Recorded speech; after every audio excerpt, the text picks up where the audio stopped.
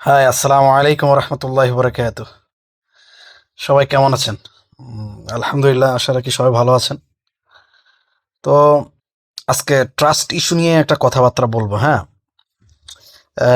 এটা আমার সাথেই জড়িত। আহ, সেটা হলো, মানে আজকে প্রায়, আগে তো মানুষ বলতো, কিন্তু গত 2-3 মাস ধরে প্রচুর পরিমাণে প্রেশার আসছে আত্মীয় স্বজন থেকে, নিজের পরিবার থেকে, তারপরে আশেপাশে যত লোক আছে তারাও কিন্তু প্রেশার দিচ্ছে, খুব প্রেশার দিচ্ছে। মানে কেউ, মানে ভালো উদাহরণ দিয়ে বুঝাচ্ছে, কেউ পারিপার্শ্বিক উদাহরণ দিয়ে বুঝাচ্ছে, কেউ ধর্মীয় জ্ঞান দিয়ে বুঝাচ্ছে। মানে সোজা কথা, আমার শুভাকাঙ্ক্ষী, মানে তারা মনে করে আর কি, আমার শুভাকাঙ্ক্ষী, তারা মনে করে যে তারা আমার ভালো চায়। হ্যাঁ, তারা আমাকে বিবাহ করার জন্য বারবার পরামর্শ দিচ্ছে।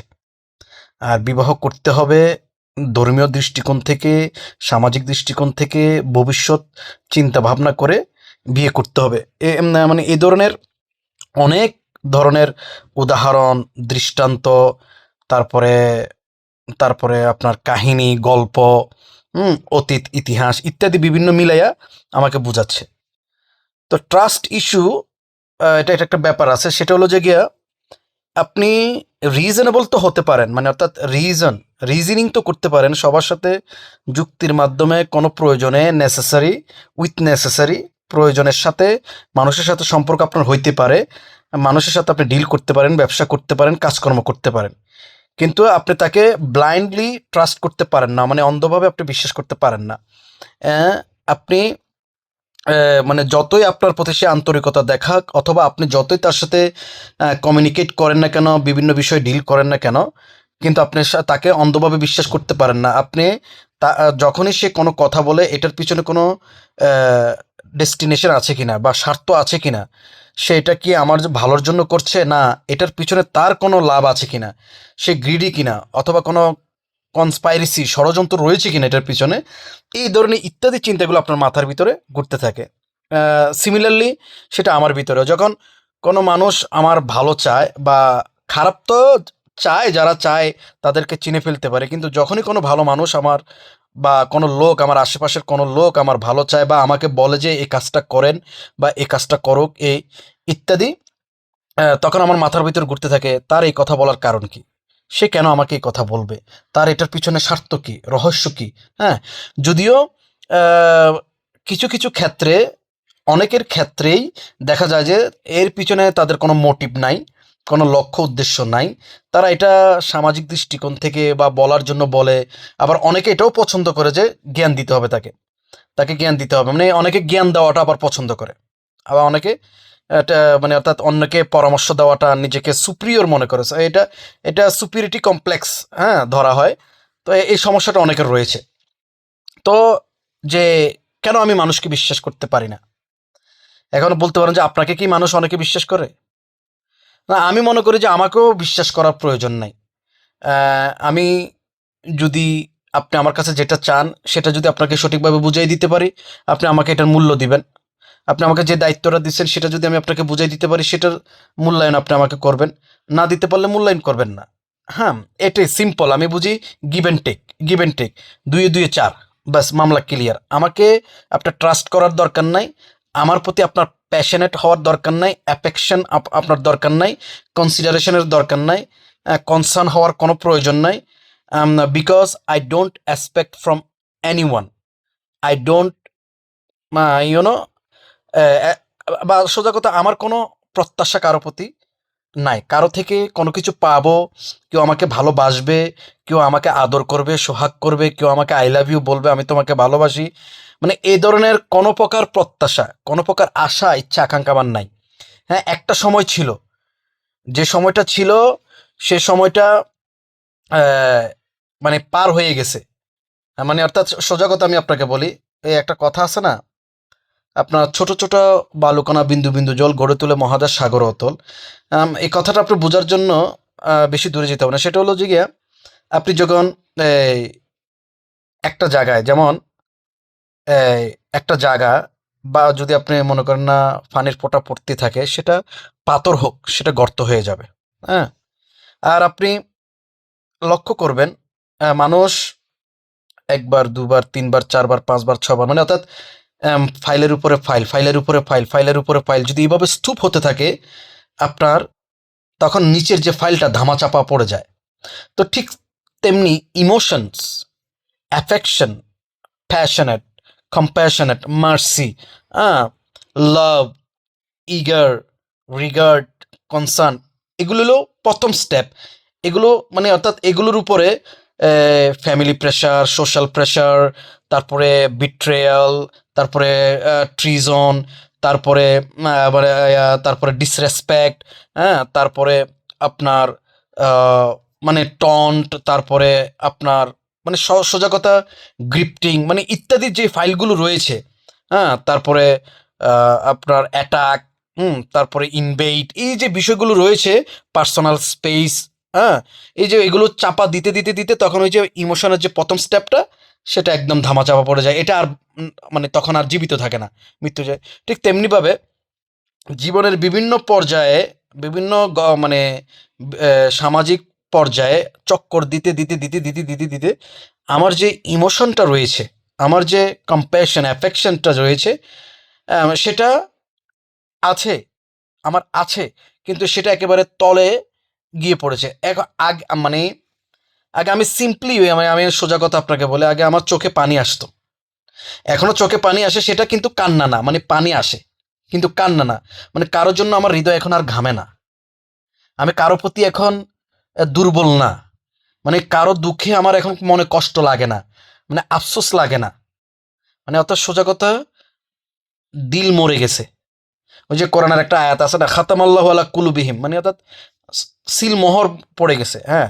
বাট আমি আই বিলিভ আল্লাহ সুবহানাহু ওয়া তাআলা, আই বিলিভ রাসূলুল্লাহ, angels, the hereafter, the books, the holy books, four holy books, I believe all of them, হ্যাঁ, আমি এগুলো বিশ্বাস করি। বাট এই যে যে ট্রাস্ট ইস্যুটা, হ্যাঁ, বিশেষ করে আমার মা মারা যাওয়ার পরে তো এটা সম্পূর্ণই উঠে গেছে, যে বিবাহর যে সিদ্ধান্তটা, মানে একটা নারীর প্রতি বিশ্বাস, হ্যাঁ, আমার মারা যাওয়ার 1 বছর আগেই এই বিশ্বাসটা আমার ভেঙে গিয়েছে। অর্থাৎ একটা নারীকে যে বিশ্বাস করা যায়, এই কনসেপ্টটাই আমার মাথা থেকে এখন চলে গেছে। অর্থাৎ একটা নারীকে বিশ্বাস করা যায়, মানে যায়, এই সেন্টেন্সটা এখন আমার মাথায় আর ঢুকে না। অর্থাৎ আমার মাথায় এখন একই সেন্টেন্সটা রয়েছে যে কোনো নারীকে বিশ্বাস করা যায় না এক্সেপ্ট মাদার। আর মাদার, মাকে বিশ্বাস করা আর না করা সেম ব্যাপার, কারণ মার প্রতি বিশ্বাস না, মার প্রতি আসে রেসপেক্ট, অনার। সে আমার মা হোক আর না হোক, সে আমাকে লালন পালন করেছে, বড় করেছে, সেখান থেকে এই রেসপেক্ট, অনার, এরপর রেসপন্সিবিলিটি আসে। মাকে বিশ্বাস করা না করা, ইট doesn't matter, but it does matter that you should respect him, you should take responsibility of her, হ্যাঁ, of her. সো মা মারা যাওয়ার পর তো একেবারেই সম্পূর্ণরূপে বিশ্বাস চলে গিয়েছে। তারপর আজকে একটা টিভি সিরিজ দেখেছি, দেখুন, রিয়ালিটিকে কিন্তু রিফ্লেক্ট করে। অনেক সময় কিন্তু এই যে media, film industry, drama industry, entertainment industry যেগুলো রয়েছে, সেগুলো কিন্তু অনেক সময় মিসলিড করে, কিন্তু আনফর্চুনেটলি তারা কিন্তু রিয়ালিটিকে most of the time reflect করে, most of the time reflect করে। সো ওপেন হেগাম, মানে আমি একটা ওপেন হেগান টেস্ট, রিসেন্টলি একটা টিভি সিরিজ, 8 এপিসোড, সিজন 1, এটা পাবলিশড হয় নেটফ্লিক্সে। যদি আমি এটা ফ্রি দেখি বিভিন্ন ওয়েবসাইটের মাধ্যমে, আমার নেটফ্লিক্স দেখতে টাকা লাগে না। তো ওইখানে দেখা গেল যে আপনার betrayal by betrayal, betrayal by betrayal, all ladies, all ladies. আপনার আলেকজান্ডারের ফার্স্ট গার্লফ্রেন্ড ক্যাসপেরিয়ান, সে ডাক্তার, না মানে রিচেল ক্যাসপেরিয়ান, সে প্রতারণা করে বসে তার সাথে, অর্থাৎ তার ব্রেনে এক এক ধরনের একটা চিপ ঢুকিয়ে দেয়, যেটার কারণে তার মানে সিজার হতে থাকে, হ্যাঁ, তার মানে ব্রেইনে প্রবলেম হওয়া তার সোজা কথা তার ব্রেনটাকে হ্যাক করে ফেলেছে। তাই এই তারপরে এরপরের আরেকটা ঘটনায় তার সাথে যোগাযোগ হয় মিশেলের, ন্যাটালিয়া, দুইটা নাম তার সেম, ভালোবাসার অভিনয় করে, পরবর্তীতে আবার তাকে মেরে ফেলার জন্য ইভেন কি তার নাইফ দিয়ে স্ট্যাবও করে, অর্থাৎ ছুরি দিয়ে আঘাতও করে। তাহলে তারপরে সেন্ট জর্জ এই মহিলাটাও কি এই ইয়ার সাথে বেমানি করে, তার পুরনো পার্টনারের সাথে বার্লিনে তাকে মৃত অবস্থায় রেখে চলে আসে, যদিও সে বেঁচে যায় পরে। তো ভিক্টর যে হ্যান্ডেলার ছিল আপনার চায়নার দম্পতিকে নিয়ে আসে আমেরিকাতে, সেও আরেকজনের কথায় মানে আরেকটা লোকের কথায় সে ব্রেনটাকে হ্যাক করে ফেলে। কার? আলেকজান্ডারের। তাহলে আপনি কাকে বিশ্বাস করবেন? এখন আপনি বলতে this is entertainment, just take it entertain as a entertain, it doesn't matter, it's not reality. Yes, it is reality, it is reflection of reality, don't you get it? It is reflection of reality. আমি আমি দেখেছি, আমার 3 ভাই বিবাহিত, আমার ছোট বোনকে বিবাহ দিয়েছি কিছু রিসেন্টলি। তারপর অন্যান্য সমাজের যে বিবাহিত দম্পতিরা রয়েছে, I believe the marriage is blessing from Allah subhanahu wa ta'ala, but we made it difficult, very complicated, that someone like me doesn't want to live like that. But it's a blessing from Allah subhanahu wa ta'ala, getting married, getting baby. It's a really blessing, but we made it very complicated, difficult, misery for men. So like alimony, dowry, blackmailing, false allegation, and cheating on husband, etc., etc. So I believe I'm not enough stronger like other men. That's I can't handle when she when she would cheated on me. I wouldn't handle. I wouldn't handle. You know, I would slap her. I would dump her. I would might be I would kill her. So it's difficult for me to handle deception, cheating, betrayal, treason, and disrespect, right? And I even I'm jealous. What is mine? It is completely mine. Nobody has right to touch it, see it, and desire it and imagine it. It's just only me. It's just mine. So yeah, trust issue. Yeah, I have a problem. I never trust anybody. And